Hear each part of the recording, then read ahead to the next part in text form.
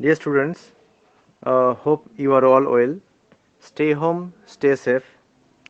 Today, I just want to discuss describing function from nonlinear control system. So, this is a very important topic.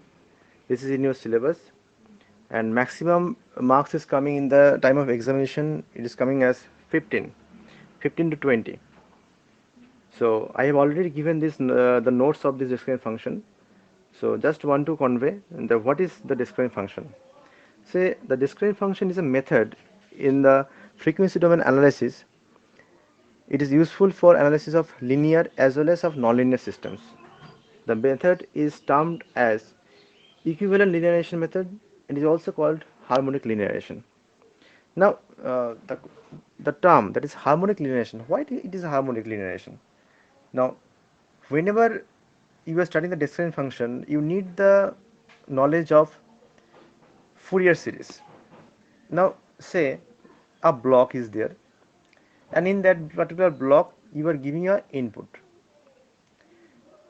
Now while there is an input, that should be a sinusoidal, right?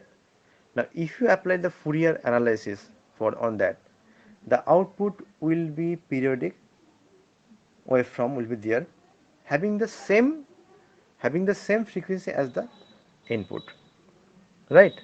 So this method is based on the assumption that number one, the input to a nonlinear element is sinusoidal.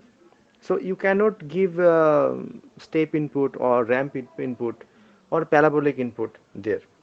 You have to give only the sinusoidal input, right?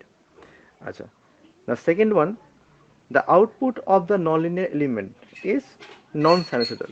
It may be fragmented, but it is non-sinusoidal, but it have the periodic with the same period as input. Third one, the output contains higher harmonics in additional to the fundamental harmonic components. That means it will have nth order harmonics, say first harmonic, second harmonic, third harmonic, fourth harmonic. So harmonics will be there. Now number four, that in discrete function analysis, it is assumed that only the fundamental harmonic component of the output is significant. That means there is no need to go for third harmonic, fourth, fifth harmonic, seventh harmonic, ninth harmonic. You can go only for the first harmonic for the calculation. Now we come to the definition part. Now, the discrete function or is also called sinusoidal discrete function of a nonlinear system is defined as the complex ratio of fundamental harmonic component of the output to the fundamental harmonic component of the input. Now, uh, what is the fundamental harmonic component of the output? Say, whenever there will be output, it consists of a Fourier series, right? Now, from that Fourier series, the some function will have odd function, some function will have even function. So you have to find out the first harmonic component. That is basically called y1. I'll go to that y1. And now what is the fundamental harmonic component of the input? Now basically when there is a sinusoidal signal, you have to take the maximum peak. The maximum peak. Say xt equals to 10 sin omega t. Clear? Xt equals to 10 sin omega t. So what is this 10 value? This 10 is a maximum value at omega t equals to 90 degree or omega t equals to pi by 2. So if I write omega t equals to pi by 2, then sin pi by 2 is what? 1, and xt will becomes what? 10.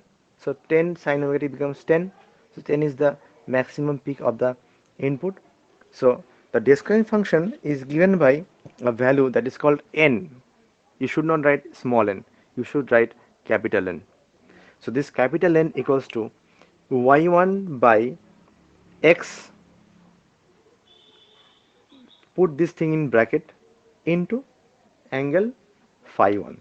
So where this n is called a Discrete function, x is called the amplitude of the input sinusoid, y1 is the amplitude of the fundamental component of the output, and phi 1 is the phase shift of the fundamental harmonic component of the output. Now another thing you have to know, that if no energy storage element is included in the nonlinear system, then n is a function of only of the amplitude of the input to the element, and on other hand, if energy storage element are included, then this Discrete function is a function of both amplitude as well as the frequency of the input. Now, in calculating the Discrete function, if you want to explain this, say you have to go for xt equals to x sin omega t. In that case, x will become the input amplitude of the input sinusoid, and the output you can apply Fourier analysis. So yt becomes yt equals to a naught plus n equals to 1 to infinity a n cos n omega t plus n equals to 1 to infinity bn sin n omega t. Now where this a naught, a n and bn, they are called the Fourier coefficients, where this a0 equals to 1 by t, 0 to t yt dt, an equals to 2 by t, 0 to t yt cos n omega t dt, and bn equals to 2 by t, 0 to t yt sin n omega t dt. Now this a0, an and bn, they are basically comes from the uh, even symmetry, odd symmetry and half wave symmetry, right? And this is the integration sign is given from 0 to t. So t means what is t? This t is basically called the time period, and in these three cases, a0, an and bn, you see I have written the domain as dt, dt, dt. Now think, if the waveform is given in the domain omega t, then you have to write here d omega t, d omega t and also d omega t. So yt becomes a0 plus n equals to 1 to infinity a n cos n omega t plus n equals to 1 to infinity bn sin n omega t. So, so if I consider this n, this yt or maximum value is yn in particular component, so that it can be dissolved in horizontal component as well as the vertical component with having a angle phi n, then it is becomes an equals to yn sin phi n and bn equals to yn cos phi n. So after all, you could see it will become a naught plus n equals to 1 to infinity yn sin n omega t plus phi n, where yn equals to root over a n square plus b n square. So phi n equals to tan inverse a n by b n. That is called the phase angle. So if I could take the fundamental harmonic component in that case, uh, in that case, y1t is becoming a1 cos omega t plus b1 sin omega t. In that case, a naught will become as 0, because we need the fundamental harmonic component. So it becomes as y1 sin phi 1 cos omega t plus y1 cos phi 1 sin omega t. So in that case, together we can get y1 sin omega t plus phi 1. That means the Discrete function n becomes y1 by x, then phase angle tan inverse a1 by b1.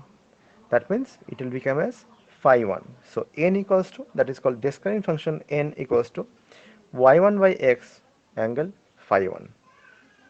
Hope this part you will understand. Then if you find any difficulty, then you revert back to me.